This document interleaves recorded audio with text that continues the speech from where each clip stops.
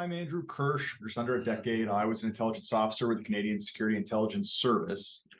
Today, I want to talk about the foreign interference inquiry that we don't seem to be having, at least no time soon. It's been a few months since leaks in the news suggested that there was information on election interference, threats to our democracy, and possibly threats to our members of parliament. This information may not have been acted upon or dealt with in a way that the Canadians would feel was appropriate. The thing is, we don't know. There's a lot we don't know. We know some, but not all. And it's important to put in context that leaks are bad. Okay, we cannot leak information. It's not upon every individual intelligence officer to decide what should not be in the public domain. Selective leaks do not provide a complete picture of intelligence. They are snapshots that someone has decided to leak. That's not the way the system is supposed to work. Fortunately, that's what happened. And so we're dealing with this situation where we have information in the public domain that suggests some serious allegations of election interference, foreign interference in our democracy, and a pretty tepid response from the government. Now, here's the problem, guys. I was an intelligence officer and I was a collector, like low level. I was not management. I hope that no one, I was an acting supervisor for a little while. I led teams for sure. But this was the ground level. I was out having coffees, having conversations, and sometimes invoking warrant powers to collect information on threats to security of Canada that I fed into the CSIS machine that went up into headquarters, that was compiled with other information from other collectors, from foreign partners, from open sources, from a wide range of sources, and then gets packaged up into intelligence products that are sent to the decision makers, the clients, which is the government, right? Our government partners. So CSIS advises, government decides. And that's the deal, right? That's the relationship. I didn't know what happened to the information that I was sending up. And it was certainly not my job to decide how to action it, right? But, we make these sacrifices as IOs, which is, practicing discretion on who we tell about what we do, and, knocking on doors and asking people for help, and asking people very private, important, sensitive, having sensitive conversations where you say, look, I need your help with a national security investigation. We're talking to like a human source. We're talking to a contact and saying, the information that you are going to provide will help us keep other people safe. And I say this, and I said this, meaning it, that information they would give me, that we were a team, and that would go up, and that would, contribute to safety. And the reason people helped me is because they believed it too, often at, risk to themselves, whether that's reputation, embarrassment.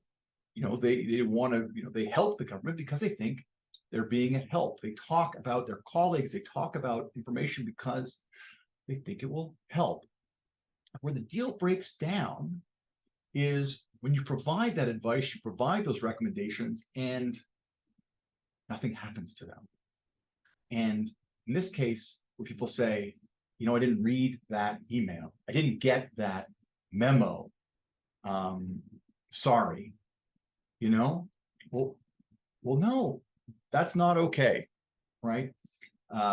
That's not okay. So what has happened? Well, information has come out that foreign interference was happening in our elections, and there's some confusion about what the government did or didn't know. And look, that's what we need to understand. Because one, if they didn't have the information, if it didn't get to them, if they're in charge and they're not getting briefed on information that's important, that's in their purview, one, they're responsible for that. We got to figure out what happened and why not, and put some feet to the fire there. And two, figure out what that information was. Is it as damning as we think it might be? Maybe it's not. maybe the leaks were very selective, and that absolutely could be the case. I don't know. And what they do with that information, and was it appropriate? The deal is, we advise, you decide, right? Challenge is, we don't always get to see what the decisions are. If they are okay, we put a lot of trust into those decision makers. And the challenge, the problem I have here is that, the foreign interference that we saw, that we think happened, benefited the people who have the information and the ability to stop it. It is alleged that they were direct beneficiaries of it. And they get to hold that information tight. The opposition party didn't know that some of their MPs were being targeted or threatened. The opposition didn't access the information that said that maybe the government might be benefiting allegedly from foreign interference. It's on them to get the information and act appropriately. And where they may have benefited, allegedly, possibly, not done anything about it, allegedly, possibly, we got to figure that out. Okay? We got to figure that out, because we cannot put ourselves in a position where this doubt exists, where we have a scenario that there may have been interference in our democracy. And look, we all agree that the outcome, the ultimate outcome, is just and fair. It would not have been changed. But 1 seat, 2 seats, 3 seats, 4 seats, maybe no seats, maybe a nomination, maybe not. How much foreign interference are we prepared to tolerate? What if the next election is, decided by 1 or 2 seats? Do we care then? Like, is it really just whether the entirety of the election could have been changed? That's the bar at what point we do something about it. So look,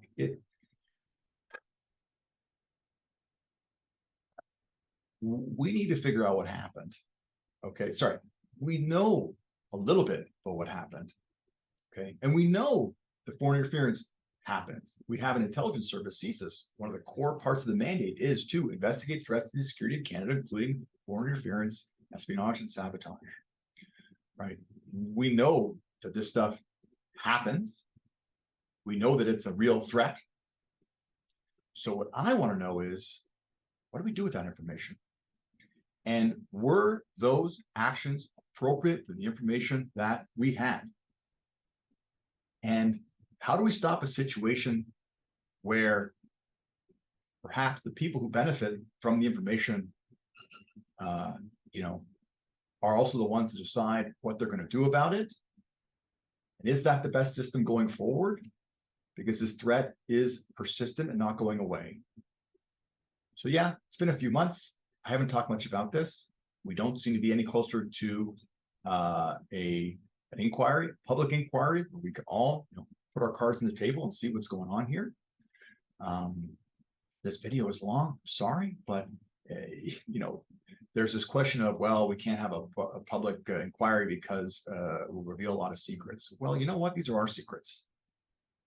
This is our problem, right? And I get you're going to protect foreign governments who are giving us information and protect their sources and methods. Well, this is our domestic intelligence service. This is our democracy. This is our government. This is our information about what's happening to us. I think we can figure it out. And if we can't, what are we doing? Honestly, what are we doing?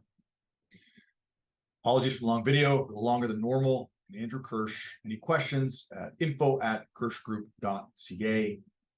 Like, subscribe, comment, stay safe, and speak soon.